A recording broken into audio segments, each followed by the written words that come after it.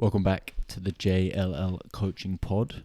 Hope you're having a good day. Today we are talking all about designing and planning your training. And to start, I'm going to talk about paddle. Paddle tennis is a sport of the summer. It's the best sport ever. It's really good fun. And every single time I've played, I've thoroughly enjoyed it. However, yesterday I didn't have much fun. I played for 2 hours. I wasn't playing well. I had so many unforced errors. It was terrible for morale. And it takes me back to my old days when I was 17, 18. And I just wanted to be so good at hockey, field hockey. I wanted to play for England. I was pushing hard. I was training every day. And I put so much pressure on myself that there was no fun involved. It was just hard work and there wasn't much enjoyment. And there was a lot of negative people there, and it just wasn't the vibe. It was not the vibe. And it took me back to those feelings yesterday. After the paddle tennis, I was just distraught. I was in bits for a couple of days. I was playing with a good friend of mine. Shout out Jacob. He's also called Jacob. I collect friends that are called Jacob to keep us all in close quarters. Got to look after the other Jacobs. Anyway, we always do sport together. And we typically are competing against each other in sport. Or board games, we play board games. So we'll be climbing, and climbing, bouldering is like a one-on-one sport. You do it for yourself, but we're such a similar physical level that we compete. We're like, all right, I did X amount of this level of climbing, you did this amount. Cool. Board games, same thing again. We're competing against each other, and we have a lot of banter back and forth. We rip into each other. However, when I'm in a team, for me, psychologically, I need to encourage my teammate. I need to push them up. Let's go. Let's be a team together. Positive, good energy. That's what gets me going. That's what feeds good quality play and that good psychological aspect of sport for me. Jacob loves to banter me and rinse me. And when I make mistakes, he'll let me know I've made mistakes. And my morale went down and my performance went down. And the point of this conversation is to talk about a little bit about complex adaptive systems. And sport falls under that category. Generally, sport is a very complicated thing. There's a lot of aspects involved, particularly like at higher levels where small tweaks can have huge impacts. Think about the Tour de France, where they're literally looking for 0.1% gain on something, and that will make the difference. So there's loads of different aspects involved. And then bringing that back to periodization, how is that useful? So we're going to dive a little bit deeper into designing and planning training. And I want to start that conversation. We're talking about my experiences yesterday, how one aspect of my teammate impacted my performance negatively, and how I can learn from that. And I spoke to him and we'll try and improve moving forward because we will play a lot together naturally. So the thing I'm obsessed with is thinking of these complex adaptive systems or complex dynamic systems. You can think of it of 100 different ways. And the best story I can think of around this that I really enjoy is Yellowstone National Park. The national park in America, gorgeous place, loads of nature. And in the 1800s or 1900s, they had a problem. There were some wolves, too many wolves, and they were just causing a bit of chaos, killing all the deers, all these kinds of things. Nothing insane, but just causing a bit of chaos. So naturally, humans, we had this great idea, let's kill off all of the prey, being the wolves. So they all went out hunting, they killed all the wolves, and they were all gone. They killed all the wolves. And then over the next few years, it wasn't that many, I think a decade or so, 10 years or so, the ecology of the area changed drastically. The only decision was to kill all the wolves, to remove all the wolves. But the deer overpopulated. They were everywhere. They were on the walking paths. They were just everywhere, eating all of the grass, and they actually had such an impact on the environment that the course of the rivers changed. There was no more beavers, there was less hawks, there was such a drastic impact on all the different animals and species around there, because humans had this idea that if we get rid of the wolves, everything will be better. Everything will be more balanced, blah, blah, blah, blah.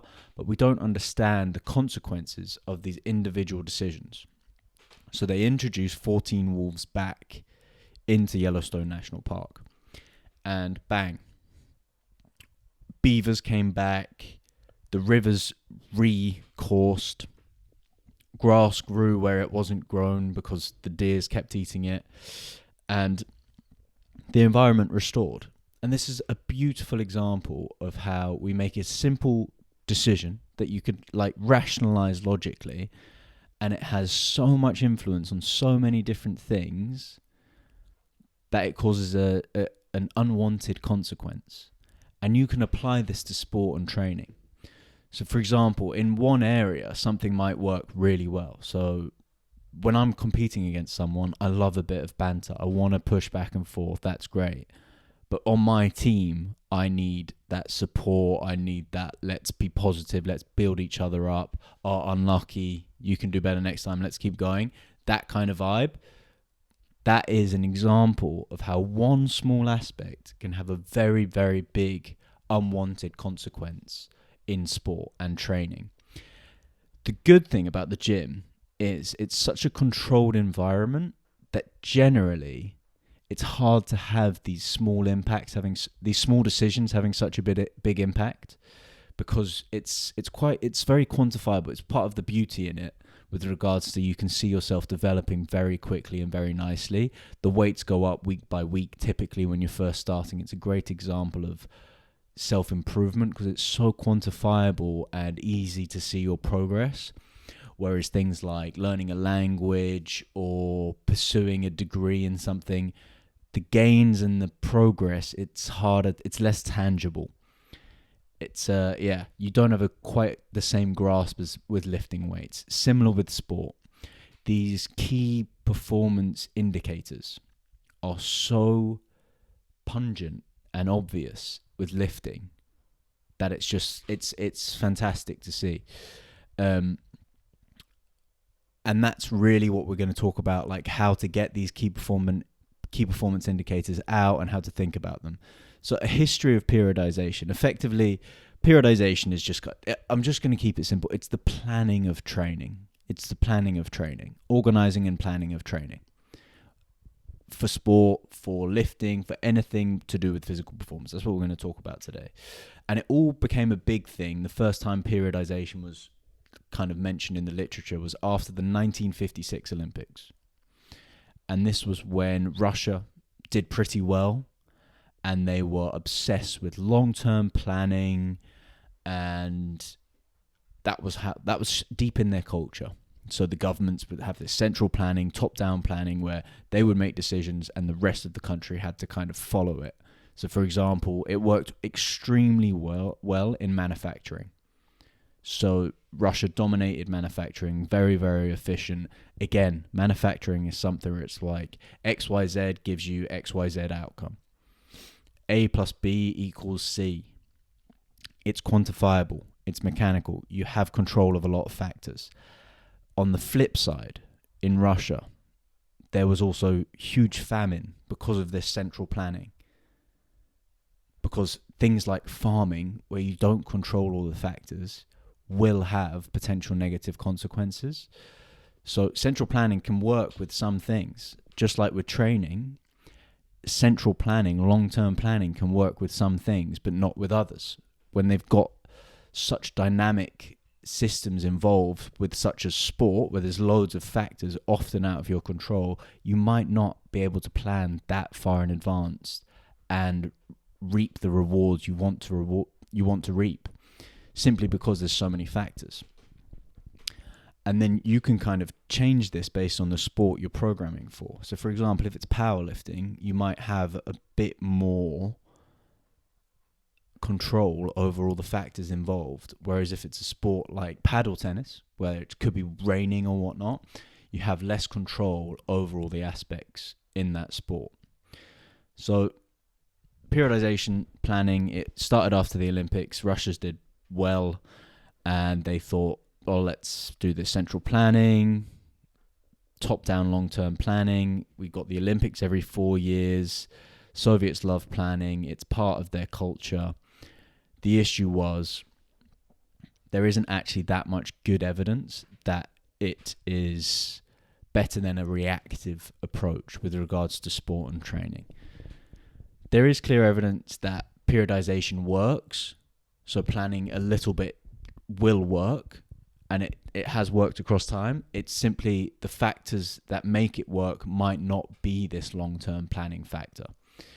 Being a more reactive approach might be better. To periodization, logically, for me, periodization and planning is just applying some common sense to training. So things like, if you're not feeling that well, don't push that hard. If you are feeling good, you should go for it a bit more. These kinds of logical things is high quality, good periodization and planning. And it all comes down to, in my opinion, when I'm training with clients, when I'm training myself, is designing a good week of training. Figuring out what the outcomes are that you're looking for, be it in a more controlled environment like powerlifting, where you're looking for, I'm trying to lift XYZ weight in bench squat or deadlift, or when it comes to something like paddle tennis or football or netball or rugby, these other sports, it could be to win the league. And then you've got loads of factors in there that can help you work towards it. Work on X players' psychology, work on Y players' speed, change of direction ability, strength, power, these kind of physical qualities that we can get clear and well-defined KPIs that will have an influence on the outcomes. What is the limiting factor in this person's gameplay? Is it they can't jump high enough to defend? Do we need to work on their ability to produce horizontal force quickly so they can fill in that gap in their game? So designing a good week of training, figure out what these physical qualities are, and then going around picking out KPIs, key performance indicator, for each physical quality that you are pursuing, and then measuring that consistently over time. So you've got these KPIs. For example, it could be how much are you bench pressing for a 1 rep max. That can be a key performance indicator.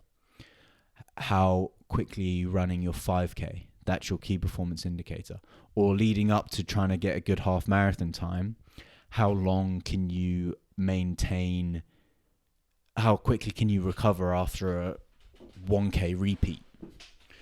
Loads of different key performance indicators that we are looking for to measure, to get evidence and information of the decisions we're making having a good quality effect and outcome from the training. So once you've got your KPIs, these are stuff that you got to figure out for yourself. There's external and internal loads involved. External being kind of like your volume, intensity, your frequency, your quantifiable factors. Your internal loads being the more subjective, sleep, rate of perceived exertion, fatigue, heart rate variability. These kinds of things is how the stimulus is impacting you as an individual rather than what the programmed external load is. So you've got these key performance indicators. You've figured out which physical qualities you're going after. What you need next is landmarks for each adaptation. So again, you're pursuing a half marathon. How many kilometers per week do you need to build up to increase the likelihood of success measured by key performance indicators that you can complete the half marathon at the desired time? For bench press, you've got 12 weeks to add 10 kilograms to your bench press. Test every 2 to 4 weeks. Have these key performance indicators at certain rep ranges along the way to see that you're heading in that general direction. Is it causing if we add an extra set, is that causing too much internal load and fatigue that you can't recover for that next session? And this is just logic. So when you're in the gym, And yeah, it's interesting that I'm talking about periodization and my key takeaway is apply common sense and logic. But I think that's important because for coaches, you could often write out a program for a year and be very strict on yourself. Like, this is the program, we have to stick to it no matter what. Because we've written out this program, these are the percentages for today. We have to hit these numbers no matter what. But that's missing out on this understanding that we are complex. We have adaptive systems within us and around us that will influence the outcomes of sport and physical quality development. So we need to take that into consideration with common sense. So there's nothing wrong with having a plan. It's probably more effective to have a game plan moving forward. But the best thing you can do is be reactive to that. And there's evidence showing that that will lead to better outcomes anyway, rather than beating yourself up that we're not following the plan exactly to a T. So once you've got your KPIs, you're figuring out what is these landmarks. Like Mike Israetel did the best thing ever. For hypertrophy, for building muscle, he's basically written out landmarks that you can estimate to start off. Key performance indicators being measuring your muscles, measuring your muscle mass. You could do it in a variety of ways, even just tape measure of your arms or whatever tissue you're trying to develop. Or you could use a quantifiable test in terms of like, are you able to push more weight at a certain number of reps? That's a fine test as well for that, to build evidence that you are meeting that key performance indicator, that you are developing the physical quality of building more muscle. So creating landmarks. Mike Israetel has basically got this spectrum of minimum effective dose to create an adaptation for hypertrophy between 4 to 10 sets per body part per week, let's say, all the way up to 20 to 30 sets per body part per week for maximum recoverable volume. And you're periodizing a change over the weeks how much volume you're going to put in. So figure out these landmarks for yourself based off the KPIs that you've produced for each physical quality. So it could be, for example, how much height are you getting on a non-counter movement jump? How much height are you getting on a counter movement jump measured on a force plate? That can be a great example of ability to produce vertical force in two different situations. That's your KPI. Creating landmarks, it could be number of jumps per week that lead to a positive outcome on the KPI of non-counter movement or counter movement jump measured on a force plate. Is 10 jumps a week sufficient to cause an adaptation? Sorry for interrupting the pod. I'm just here to advertise the programs. A couple programs in the link in the bio, in the link tree. Hypertrophy program if you want to get jacked out of your nut. And the fundamentals program if you're a bit bored of your training, you want to mix it up, you're fed up of just lifting weights in the gym and you want to become a little bit more athletic. Dive into the link tree and get involved now. Do we need to go to 20? Do we need to go up to 300? What's the minimum effective dose? What's the maximum effective dose? Maximum recoverable dose? And how do we move forward through this? So it's constantly a game of measuring stimulus, aka the external load. How much load are we putting through this athlete or ourselves? And the internal load, the impact on that athlete. How much fatigue are they generating from all of this external load that we're putting on there? Now that is the best way to figure this out. And this is more principle based than here are the answers.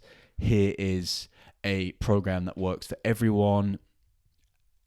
This is more, you have to think a little bit harder, think for yourself, apply that common knowledge, that common understanding, that common sense is the word I'm looking for, to your training based off KPIs to really have a positive impact. So figuring out the number of sets, the number of load, the volume, intensity, frequency of the stimulus, and the impact that has on certain KPIs for certain individuals moving forward. And doing that through measuring external load, So this could be kilometers run, weight on the bar, its volume, intensity, frequency of different training outcomes. Could be number of jumps, number of plyos, distance sprinted, repeats, hours of conditioning, what is generally programmed, the biomechanics, exercise selection, this kind of thing. Measure that and compare it to the internal load. How good is the sleep? Subjective stress measurements, physical qualities, how the body perceives the total amount of work, and fatigue from that external load. So this is why rate of perceived exertion is a more adaptive and reactive way of programming, rather than just giving a percentage to hit without any leeway for this gray area that happens naturally with human beings. Now, this was a little dive into a modern approach to designing and planning your training. Key takeaways are: you don't have to stick to a program 100% to have an effective outcome. It's better to be more reactive and adaptive based on internal load figures. What's my heart rate variability today? How am I sleeping? How am I perceiving this level of external load? Am I moving forward with my KPIs? That's the most important thing. How much volume, intensity, and frequency can I manage right now with everything else I have going on in my life? So when a client shows up and they're tired because they've had a crazy week, it might not be the week to push them hard. On the other side, it might also be the week to push hard because they need that escape. They need that success elsewhere. This is the common sense and applying your understanding of people and the person in front of you and coaching that will help you figure out and become a really good quality coach and get the outcomes you're looking for yourself, for your clients. I hope you enjoyed the video. Any questions, drop me a message. Thank you for listening. Hope you have a good day.